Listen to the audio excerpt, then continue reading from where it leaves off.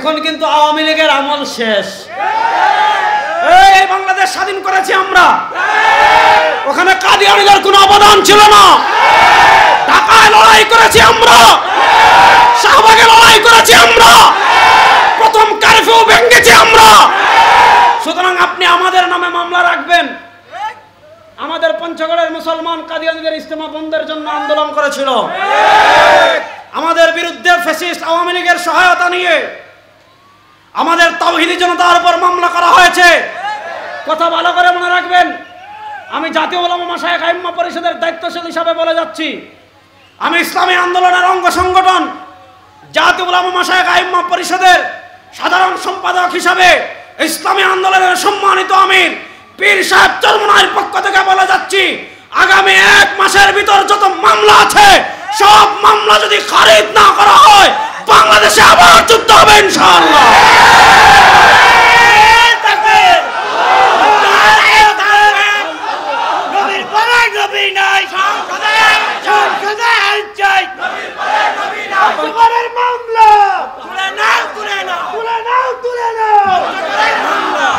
এক মাস সময় দিয়ে গেলাম, আপনারা বহু জ্বালিয়েছেন আমাদের।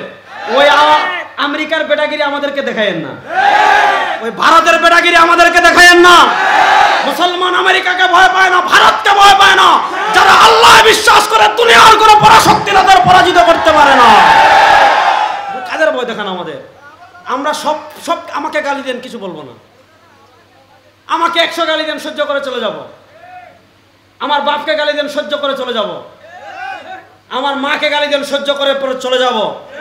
আমার পীরকে গালি দেন, সহ্য করে চলে যাব। আমার নবীকে গালি দিলে জুতা দিয়ে বেরিয়ে দাঁত ফেলে দেব সব। আমার নবীর প্রশ্নে আমরা কখনো আপোষ করব না। আমাদের শরীরে প্রাণ যতক্ষণ থাকবে আল্লাহ নবীর একটা চুলের মুবারকের ইজ্জতের হেফাজতের জন্য, আল্লাহ নবী সাল্লাল্লাহু আলাইহি ওয়াসাল্লামের দাঁত মুবারকের ইজ্জতের হেফাজতের জন্য লক্ষ লক্ষ মুসলমান জীবন দিতে প্রস্তুত ইনশাআল্লাহ। এই দেশ শাহবাগীদের না, এই দেশ মুসলমানদের দেশ। এই দেশ নাস্তিকদের দেশ না, এই দেশ লা ইলাহা ইল্লাল্লাহর দেশ। এই দেশে নাস্তিকরা থাকুক, আমাদের আপত্তি নাই, থাকুক। কাদিয়ানীরাও থাকুক, আমাদের আপত্তি নাই। কিন্তু মুসলমান পরিচয় ইজতেমা করবে সেই দিন শেষ। ওই সুযোগ বাংলাদেশে আর দেওয়া হবে না। তারা কাফের ডিক্লেয়ার করে ইজতেমা না যা ইচ্ছা তা করুক। আচ্ছা শুনুন, আমি আপনাদেরকে সহজ করে উদাহরণ দিই। আপনাদের এই বাজারের নাম কি? তালাশি বাজার। আচ্ছা, এখানে এক ব্যক্তি দোকানে সাইনবোর্ড লাগাই দিছে, কি জানেন? যে আমার এখানে খাসির গোশত পাওয়া যায়। সে যদি খাসির গোশত বিক্রি করে আপনারা তাদেরকে কোনো বাধা দিবেন? বিক্রি করুক। এক ব্যক্তি সাইনবোর্ড লাগিয়েছে, আমার এখানে 1 নম্বর দেশি ছাগলের খাসির গোশত পাওয়া যায়। কিছুদিন পর খবর নিলেন যে তো বাটপা। কি করে জানেন? এলাকার যত কুত্তা আছে রাত্রে মাইরা জবে করে দিনে খাসির গোশত বলে বিক্রি করে, আপনারা তারা দুলাভাই বানাবেন না এলাকা থেকে তাড়া করে দিবেন? আপনি কুত্তার গোশত বিক্রি, সাইনবোর্ড কুত্তার গোশত লাগান। আপনি খাসির গোশত বিক্রি করবেন, সাইনবোর্ড খাসির গোশত লাগান। আপনি মদ বিক্রি করবেন, সাইনবোর্ড মদ লাগান। আপনি জমজম পানি বিক্রি করবেন, সাইনবোর্ড জমজম পানি লাগান। আপনি জমজমের সাইনবোর্ড লাগিয়ে মদ বিক্রি করবেন, আপনি ছাগলের গোশতের সাইনবোর্ড লাগিয়ে আপনি কুত্তার গোশত বিক্রি করবেন।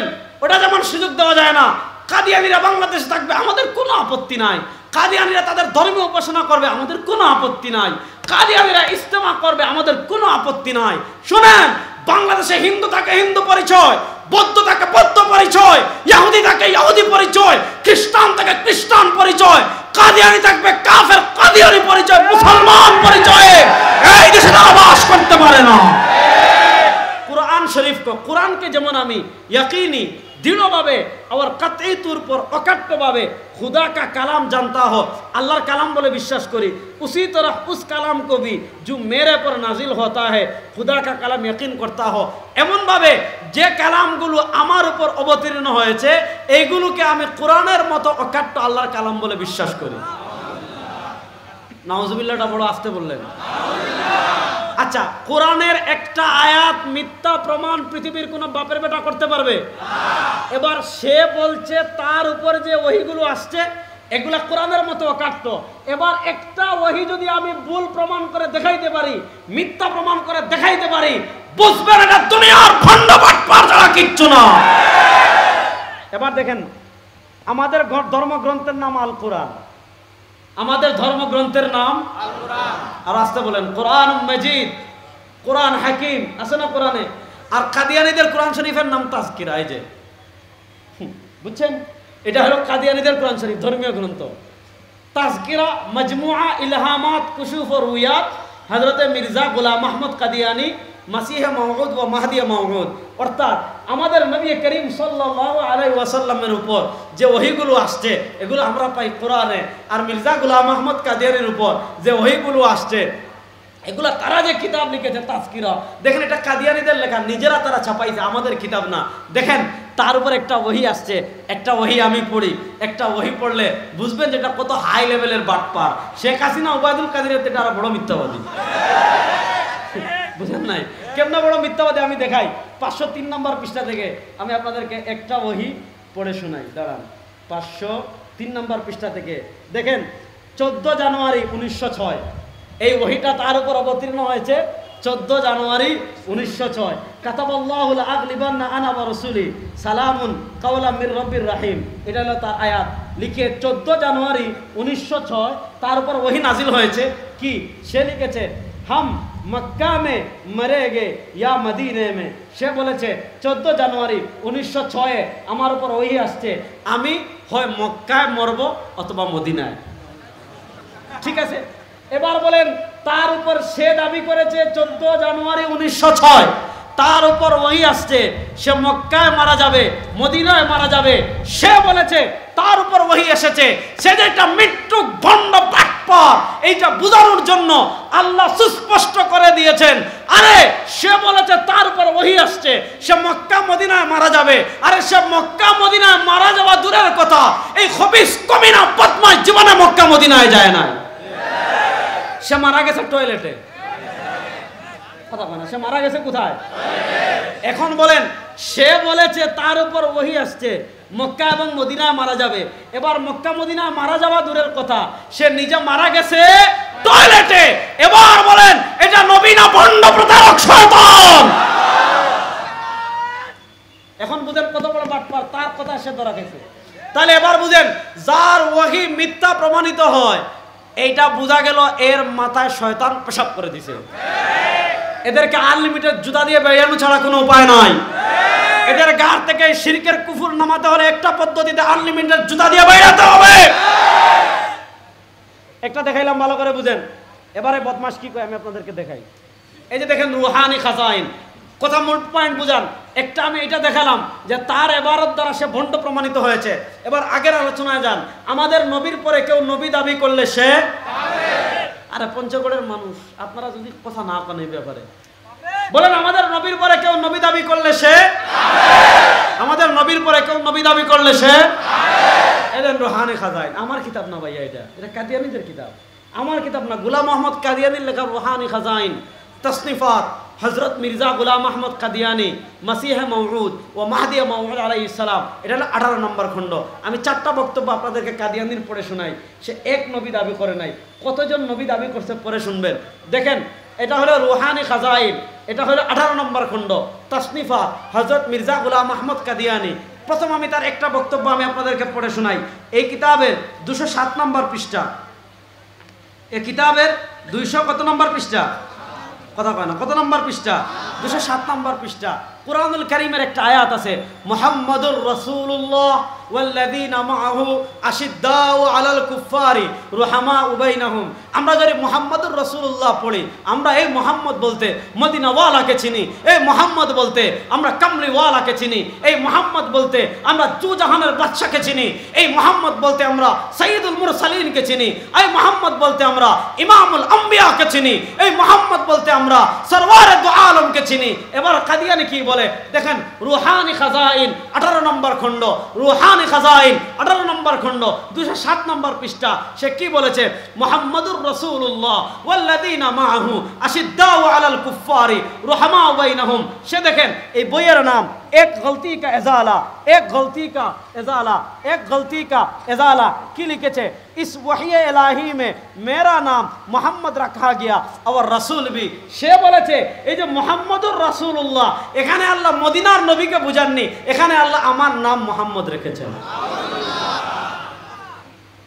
বলেন তো এখন কি করা দরকার? বলেন, আপনারা বলেন কি করা দরকার? শুনেন, সে বলতেছে ইস ওয়াহিয়ে ইলাহি মে, এটা দেখেন কাদিয়ানির বই, ইস ওয়াহিয়ে ইলাহি মে এই আয়াতে মেরা নাম মোহাম্মদ রাখা গিয়া, আমার নাম মোহাম্মদ রাখা হয়েছে। আবার রাসূল বি, শুধু মোহাম্মদ না, এই যে মোহাম্মদ রাসূলুল্লাহ বলা হয়েছে, মোহাম্মদ আল্লাহর রাসূল। কাদিয়ানি বলেছে এই আল্লাহর রাসূল মানে আমি। নাউজুবিল্লাহ, রাস্তে পর। এবার বলেন, যে নিজেকে মোহাম্মদ দাবি করেছে, যে নিজেকে রাসূল দাবি করেছে, যে কাদিয়ানি নিজেকে মোহাম্মদ দাবি করেছে, যে গোলাম আহমদ নিজেকে রাসূল দাবি করেছে, ও পঞ্চগড়ের ইমাম দীপ্ত মুসলমান, এবার আপনারা ফতোয়া দেন, গোলাম আহমদ কাদিয়ানি মুসলমান না কাফের?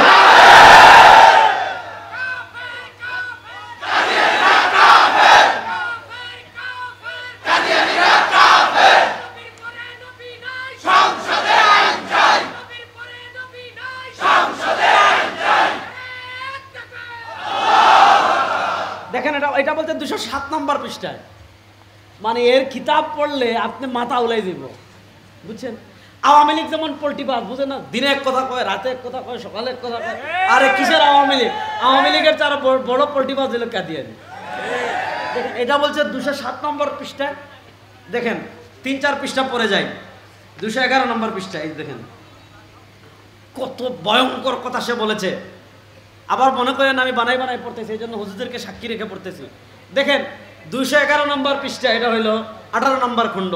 বইয়ের নাম এক গলতি কা এজালা, বইয়ের নাম এক গলতি কা এজালা, একটা ভুলের সংশোধন। অর্থাৎ কাদিয়ানি বইয়ের নাম দিয়েছে এক গলতি কা এজালা। আপনারা এতদিন মনে করেছেন খালি মোহাম্মদ নবী, সে ভুলের সংশোধন করে। কি লিখতেছে? আবার উসকে নাম मोहम्मद वर अहमद से मुसम्मा होकर, हुजूर देखें, और इसके नाम मोहम्मद और अहमद से मुसम्मा होकर मैं, पढ़ें ना, उर्दू पढ़ते पारें नहीं, मैं रसूल भी हो वर नबी भी हो, यानी भेजा गया भी वर खुदा से गायब की खबरें पाने वाला भी। ऐसे नहीं, एक हरफ मिसा पड़सी जुरे कौन ठीक है से सब ठीक है है। এবার শুনেন সে কি বলতেছে। সে বলতেছে और इसके नाम मोहम्मद और अहमद नाम से मुसम्मा होकर, तुम्हारे नबीर नाम मोहम्मद अहमद, এটা ঠিক আছে। তিনি মোহাম্মদ এবং আহমদ হওয়ার পর मैं मानी क्या আমি, मैं मानी কি? কাদিয়ানি বলতেছে मैं রাসূল भी हो, আমিও রাসূল, वर नबी भी हो, আমিও নবী, यानी भेजा गया भी, আমাকে নবী এবং রাসূল বানিয়ে প্রেরণ করা হয়েছে। और खुदा से गायब की खबरें पाने वाला भी, आमी वहीर माध्यमे আল্লাহর পক্ষ থেকে গায়বের খবর পাই। এবার যে বলল मैं রাসূল भी हो वर नबी भी हो, যে কাদিয়ানি বলেছে আমি রাসূলও আমি নবীও। ও পঞ্চগড়ের মুসলমান, এবার আপনারা ফতোয়া দেন, যে গোলাম মোহাম্মদ নিজেকে নবী এবং রাসূল দাবি করেছে, মুসলমান না কাফের? আমাদের দেশে একদল সুশীল আছে, বলে হুজুর কাদিয়ানীদেরকে আপনারা কাফের কেন বলেন, আমরা বুঝি না। দেখেন না তাদের কিতাবে নবী রাসূল দাবি করেছে, যারা নবী রাসূল দাবি করেছে তাদেরকে কাফের আমরা কেন বলি? আপনি যদি এখানে সুশীলগিরি মারান, আপনিও কাফের। এখানে সুশীলগিরি মারানোর কোনো কি নাই সুযোগ? আরে নবীর প্রশ্নে মুসলমান কখনো আপোষ করতে পারে না। আরে ইয়ামামার যুদ্ধে মুসাইলামাতুল কাযযাব ভণ্ড নবীর বিরুদ্ধে যুদ্ধ করে যদি হাজারের অধিক সাহাবায়ে কেরাম শহীদ হন, কাদিয়ানীদের আস্তানা ভেঙে চলে দেওয়ার জন্য বাংলাদেশে হাজার মুসলমান জীবন দেওয়ার জন্য প্রস্তুত ইনশাআল্লাহ। নারায়ে তাকবীর, আল্লাহু আকবার, কাফের কাফের, কাফের কাফের, সংসদে আইন চাই,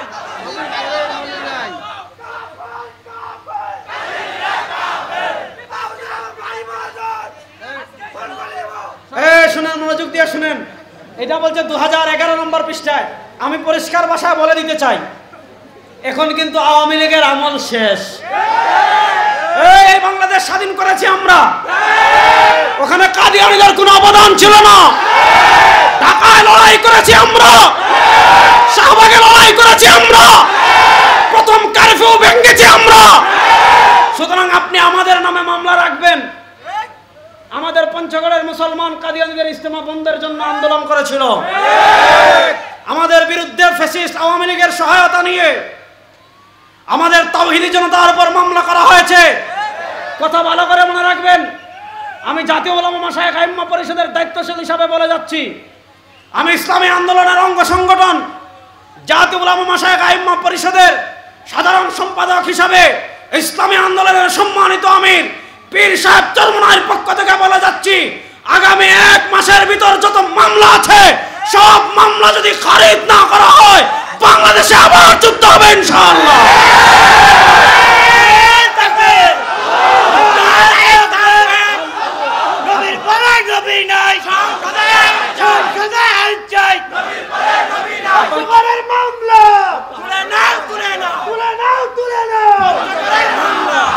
এক মাস সময় দিয়ে গেলাম, আপনারা বহু জ্বালিয়েছেন আমাদের।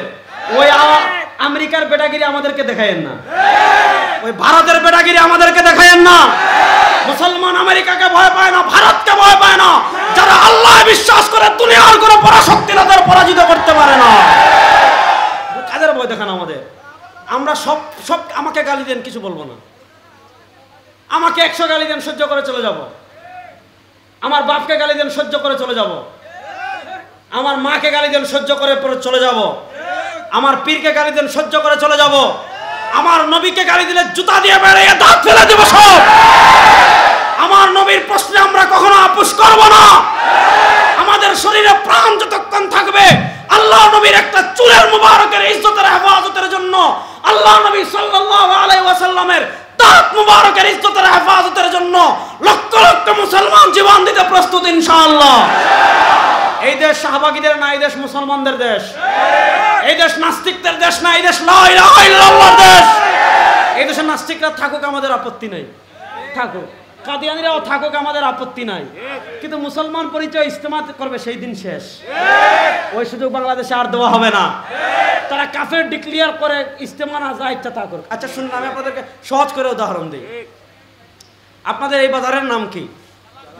তালাশি বাজার। আচ্ছা, এখানে এক ব্যক্তি দোকানে সাইনবোর্ড লাগাই দিছে, কি জানেন? যে আমার এখানে খাসির গোশত পাওয়া যায়। সে যদি খাসির গোশত বিক্রি করে, আপনার তাদেরকে কোনো বাধা দিবেন? বিক্রি করুক। এক ব্যক্তি সাইনবোর্ড লাগিয়েছে, আমার এখানে 1 নম্বর দেশি ছাগলের খাসির গোশত পাওয়া যায়। কিছুদিন পর খবর নিলেন যে তো বাটপা। কি করে জানেন? এলাকার যত কুত্তা আছে রাত্রে মাইরা জবেহ করে দিনে খাসির গোশত বলে বিক্রি করে, আপনারা তারা দুলাভাই বানাবেন না এলাকা থেকে তাড়া করে দিবেন? আপনি কুত্তার গোশত বিক্রি, সাইনবোর্ড কুত্তার গোশত লাগান। আপনি খাসির গোশত বিক্রি করবেন, সাইনবোর্ড খাসির গোশত লাগান। আপনি মদ বিক্রি করবেন, সাইনবোর্ড মদ লাগান। আপনি জমজম পানি বিক্রি করবেন, সাইনবোর্ড জমজম পানি লাগান। আপনি জমজমের সাইনবোর্ড লাগিয়ে মদ বিক্রি করবেন, আপনি ছাগলের গোশতের সাইনবোর্ড লাগিয়ে আপনি কুত্তার গোশত বিক্রি করবেন। ওটা যেমন সুযোগ দেওয়া যায় না। কাদিয়ানীরা বাংলাদেশে থাকবে, আমাদের কোনো আপত্তি নাই। কাদিয়ানীরা তাদের ধর্মীয় উপাসনা করবে, আমাদের কোনো আপত্তি নাই। কাদিয়ানীরা ইস্তেমা করবে, আমাদের কোনো আপত্তি নাই। শুনেন, বাংলাদেশে হিন্দু থাকে হিন্দু পরিচয়, বৌদ্ধ থাকে বৌদ্ধ পরিচয়, ইহুদি থাকে ইহুদি পরিচয়, খ্রিস্টান থাকে খ্রিস্টান পরিচয়, কাদিয়ানী থাকবে কাফের কাদিয়ানী